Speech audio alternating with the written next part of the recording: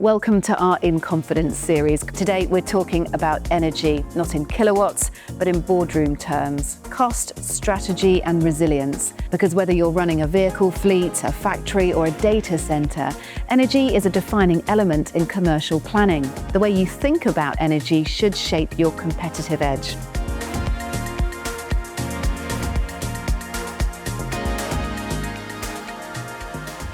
Lee, let's start with the big picture, shall we? Energy it's long been seen as a background cost, but you've argued that it's now central to how industry operates. Why is that? What's changed? So in the UK, we've invested heavily into renewables. We've moved from around 2% of our power from renewables to up to 40% now. Now, as a result of that, we've introduced a lot of complexity into the system. And we also know that the level of demand is going to increase significantly, estimated to double over the next 25 years. So that additional complexity is driving a change in how we all as consumers need to interface with the power system that we have here in the UK. So another aspect of this, there's an estimate that there might be 25 million electric vehicles on our roads in 2035. The majority of those vehicles are going to be in the south of the UK. A lot of the energy generation is happening in the north. That's going to put even more pressure on the grid. There are estimates that about the amount of flexibility in the system is going to have to multiply by 10 between now and 2035 to make that a reality. Interesting. And you're right, we often hear that the grid can't keep pace with this transition. If you're a business looking to scale or decarbonise, what do you need to understand about grid constraints and local generation? How do businesses create resilience in that context, Lee?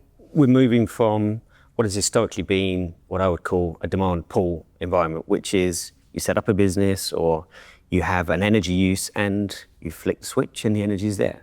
So the demand drives where the energy goes.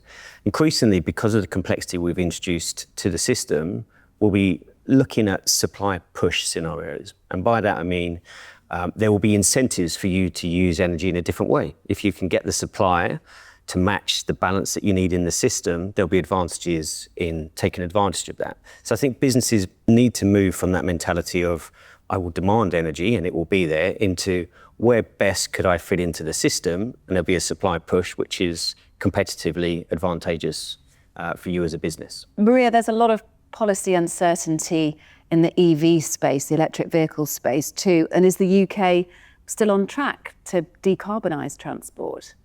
So I think, yes, there has been a lot of uncertainty over the last few years with policy changing, but I think fundamentally, direction of travel is still the same. You've got to keep moving because you know where you're getting to, and then it's around what steps do you take when, and that's where we can help them and navigate through that.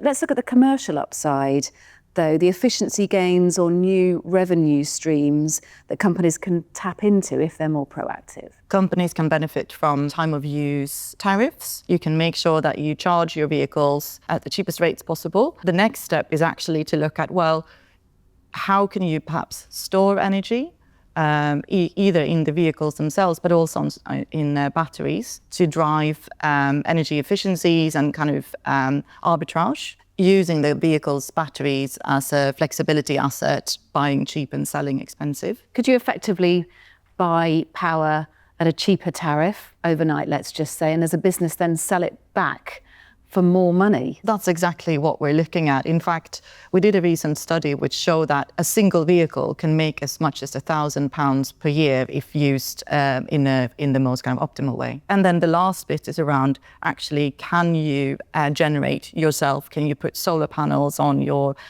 roofs, etc., etc.? Gosh, there's a lot of things to think about now and in the future, isn't there? Let's finish off with businesses really feeling confident, building confidence, I suppose, in their strategy. What is one practical step that you think businesses could take today? Be innovative, be imaginative, and look at your business models with energy at the centre as part of your strategic advantage, not as a problem. You don't make decisions in terms of energy based on what you're doing now. You're making them based on what it looks like in 10 years' time. And then you need to find that trajectory towards getting there. Well, look, it's been really interesting speaking to both of you. Thank you very much. Maria, thank you to you. Lee, thank you to you.